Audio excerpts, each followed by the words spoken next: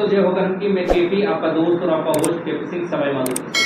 और दोस्तों आज आपको मैं मिलाने जा रहा हूँ all over India student federation के प्रदेश अध्यक्ष अनिल गुलसारिया से। और अनिल गुलसारिया से जानेंगे हम लोग फेडरेशन के बारे में। सवाई माधोपुर के अंदर में ऑल इंडिया स्टूडेंट फेडरेशन के प्रदेश अध्यक्ष है अनिल गुलसारिया, उनसे बात करेंगे और जानेंगे फेडरेशन के बारे में।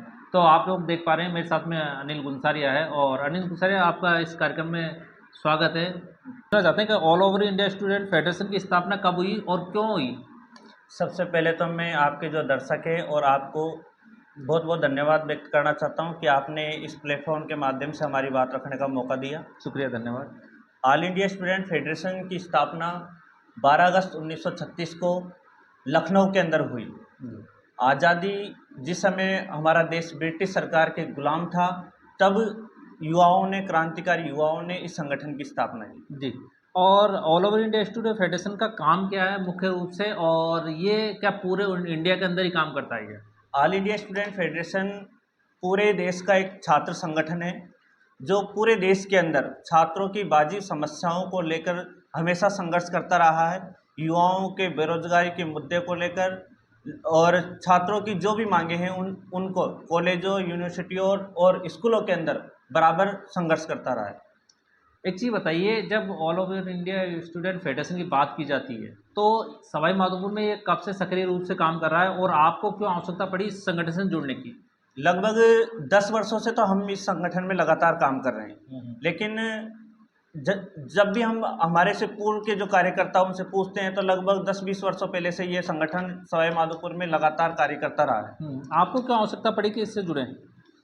क्यों लगा ऑल आपको इंडिया ऐसा? स्टूडेंट फेडरेशन से पीछे जुड़ने के पीछे का कारण ये था कि एकमात्र जिले के अंदर ये संगठन हमको ऐसा लगा कि भगत सिंह की विचारधाराओं को लेकर काम करने वाला ये संगठन था, जिसका उद्देश्य हमने देखा कि इसका उद्देश्य ये है कि हमें भगत सिंह के सपनों का देश बनाना है। इस देश में जिसमें जातिवाद, छुआछूत, भेदभाव सब खत्म होकर समानता के भाव से लोगों एक दूसरे को देखें, समाजवाद लोगों के अंदर कायम हो, इसके लिए हम इस संगठन से जुड़े। क्या भगत सिंह जैसे विचारधारा रखते हो आप? हाँ, हम भगत सिंह को फॉलो करते हैं और कुछ विचारधाराओं का अनुसरण करते हैं और प्रयास करते हैं कि हम पूरी विचारधाराओं का अनुसरण करें। लेकिन बात करें अगर भगत सिंह की, तो वो जाति वाली विचारधाराओं में तो थे ही नहीं जी, वो तो गरम दल के व्यक्ति थे। गरम दल के व्यक्ति। जी। तो हम भी यही है कि जातिवादी और धार्मिक, ये सब धार्मिकवाद, जातिवाद ये सब खत्म होना चाहिए, है ना। देश समाजवाद के रास्ते चले, इसके लिए हम भी संघर्ष कर रहे हैं। All over India student federation के मुख्य रूप से कार्य क्या हैं और वो जिले में ऐसे कौन से कार्य करें जो स्टूडेंट के हित के हों? ऑल इंडिया स्टूडेंट फेडरेशन लंबे समय से युवा छात्रों की मांगों को लेकर लड़ता रहा है। मैं आपको बता देता हूँ, सन 2009 के अंदर सवाई माधोपुर के अंदर बहुत बड़ा स्कैम हुआ कि छात्रों के साथ फर्जी ITI सेंटर सवाई माधोपुर में चलते थे और वो पकड़े गए और उनके सब गिरफ्तार हुए, फर्जी ITI सेंटर। उसमें हमने आंदोलन किया। उसके बाद में सवाई माधोपुर जिले में छात्रवृत्ति की मांग को लेकर हम लगातार संघर्ष करते रहे। बेरोजगारी को खत्म करने की मांग को लेकर संघर्ष करते हैं। हम निजीकरण के खिलाफ लगातार संघर्ष करते हैं। सरकारी चीज़ों को बचाने की मांग बराबर करते हैं। संविदा प्रथा खत्म होनी चाहिए, इसको लेकर लगातार संघर्ष करते हैं। तो बहुत सारी मांगे हैं हमारी जिसको लेकर हम सवाई माधोपुर जिले में लगातार काम करते हैं। All over India student federation के अगर जिले को देखा जाए तो जिले में छात्र युवाओं के लिए क्या ऐसी समस्याएं हैं जिसके लिए all over India student federation लड़ रहा है? अभी वर्तमान में तो all India student federation Sawai Madhopur को संभाग बनाने की मांग को लेकर काम कर रहा है। लेकिन युवा छात्रों के लिए बात कर रहे हैं हम लोग कि युवा छात्रों के लिए क्या कर रहा है? युवा छात्रों के लिए हम सबसे बड़ी बात यह है, मैंने आपको बताया कि सवाई माधोपुर के अंदर छात्रों की बहुत बड़ी समस्या है कि समाज कल्याण विभाग के अंदर छात्रों को छात्रवृत्ति नहीं मिल रही है। समाज कल्याण विभाग ने शुरुआत में तो ये कोई नियम नहीं बताया कि जीरो बैलेंस के खाते में छात्रवृत्ति नहीं आएगी, लेकिन अभी जाकर एक वो कर दिया, चस्पा लगा दिया कागज कि भाई जीरो बैलेंस के खातों में छात्रवृत्ति नहीं आएगी। तो हजारों स्टूडेंटों की छात्रवृत्ति रोक दी गई और उसके लिए हम लगभग 4-5 बार समाज कल्याण विभाग अधिकारी से, कलेक्टर साहब से, यहाँ तक कि मुख्यमंत्री को ज्ञापन भी दे चुके हैं इस बात को लेकर कि छात्रों को छात्रवृत्ति मिलनी चाहिए और ये नियम हटने चाहिए। यानी कि कुल मिला के अभी अगर आप लड़ रहे हो तो युवाओं के लिए, जो छात्र है उनके लिए लड़ रहे हो कि उनकी जो छात्रवृत्ति है वो मिलनी चाहिए, जीरो बैलेंस हटाया जाए। हाँ जी। शिक्षा में सुधार हो, इसके बारे में अगर बात की जाए all over India student federation, तो वो क्या कर रहा है? शिक्षा में सुधार के लिए हमारा प्रयास है कि सरकारी विद्यालय तरक्की करें। निजीकरण से देश के युवाओं को, देश के आम जनता को आर्थिक संकट पैदा हो रहा है, तो सरकारी स्कूलों के हालात सुधरने चाहिए। वैसे हम देखते हैं कि लगभग 5-6 साल से सरकारी स्कूलों के हालात बहुत तीव्र गति से सुधर रहे हैं। अभी हम देखते हैं कि सवाई माधोपुर के फलोदी गांव के अंदर से एक वर्षा वेरवा ने सवाई माधोपुर जिले में साइंस में अच्छी परसेंटेज प्राप्त करके सरकारी स्कूल का नाम रोशन किया।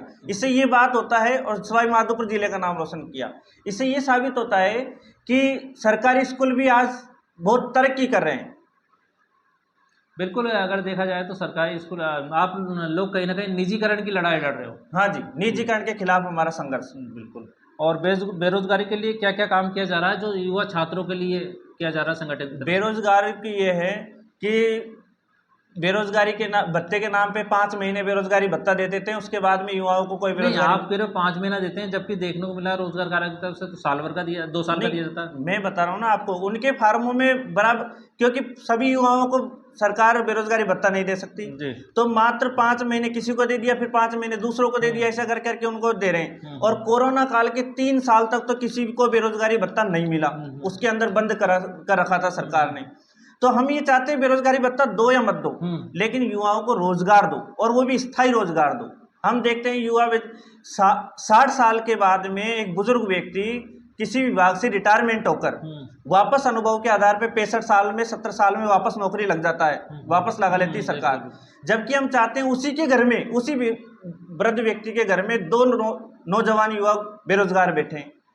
तो उन युवाओं को सरकार क्या करना चाहती है? उन युवाओं को नौकरी देना चाहिए, जबकि सरकार उस बुजुर्ग व्यक्ति को 60, 70, 80 साल की उम्र में नौकरी करवा रही है। तो हम ये चाहते हैं कि इस प्रथा को सरकार बंद करे और युवाओं को रोजगार। यानी कि अगर आप लोगों की बात की जाए तो ऑल ओवर स्टूडेंट फेडरेशन एक बात ये कहना चाहता है कि युवाओं को रोजगार दिया जाए, और जो बुजुर्ग है, जो रिटायरमेंट हो चुके हैं, उनको घर पे बिठा दिया, उनको पेंशन दो, जो उनको कोई जो भी सुविधा दे। लेकिन युवाओं को में देखते हैं कि युवा घर बैठे हुए कोई सट्टा लगा रहे हैं, गेम खेल रहे हैं, न जाने क्या क्या कर रहे हैं, गलत गतिविधियों में जा रहे हैं। तो वो क्यों जा रहे हैं? सरकार ने युवाओं को की तरफ कोई ध्यान नहीं है, उनके भविष्य को लेकर कोई चिंता नहीं है, इसलिए हम ये चाहते हैं। आप छात्र युवाओं से क्या आशा रखते हैं संगठन? हम छात्र युवाओं से ये आशा रखते हैं कि छात्र और युवा अपने वाजिब सवालों पर संघर्ष करे, एक्टिव रहे, जागरूक रहे। हम देखते हैं कि युवा अपनी जो एनर्जी है उसको व्यर्थ जगह लगा रहे हैं। अभी कोई वीडियो वायरल हो जाए, उसको वायरल करने में, या कोई चीज़ है उसको ट्रेंडिंग में लाने में लग जाते हैं। लेकिन उनके वाजिब सवाल, निजीकरण के खिलाफ, महंगाई, बेरोजगारी जो भी है, उनके जो वाजिब सवाल है उनके ऊपर कोई उनका ध्यान नहीं है। हम चाहते हैं कि छात्र, नौजवान देश का भविष्य है और वो अच्छे मार्ग पर चले, इसलिए वो अपनी लड़ाई स्वयं लड़े। आप वीडियो के माध्यम से युवा छात्रों को क्या संदेश देना चाहेंगे? वीडियो के माध्यम से तमाम जो दर्शक हैं उनको हम ये संदेश देना चाहेंगे, साथियों, ज़्यादा से ज़्यादा शिक्षा पे ध्यान दीजिए, उसके बाद में अपने हक की लड़ाई लड़ने के लिए हमेशा मैदान में रहें। ये हम युवाओं से अपील करना चाहते हैं। दोस्तों, अभी मेरे साथ में all over India student federation के प्रदेश अध्यक्ष अनिल गुंसर रहते हैं। उन लोगों से हम लोग बात करते हैं युवाओं को लेकर, छात्रों को लेकर, कि उनकी क्या सोच है, संगठन किस तरह से काम कर रहा है। तो दोस्तों, आज के लिए इतना ही, फिर मिलेंगे नेक्स्ट वीडियो में नेक्स्ट मुद्दे के साथ में। दोस्तों, अगर ये वीडियो आपको पसंद आई हो तो लाइक करें, शेयर करें, सब्सक्राइब करें। धन्यवाद। तो अगर ये वीडियो आपको पसंद आई हो तो लाइक करें, शेयर करें, सब्सक्राइब करें, और चैनल पर नए हैं तो घंटा जरूर बजाएं, जिससे आने वाली वीडियो का नोटिफिकेशन आपको मिल जाएगा।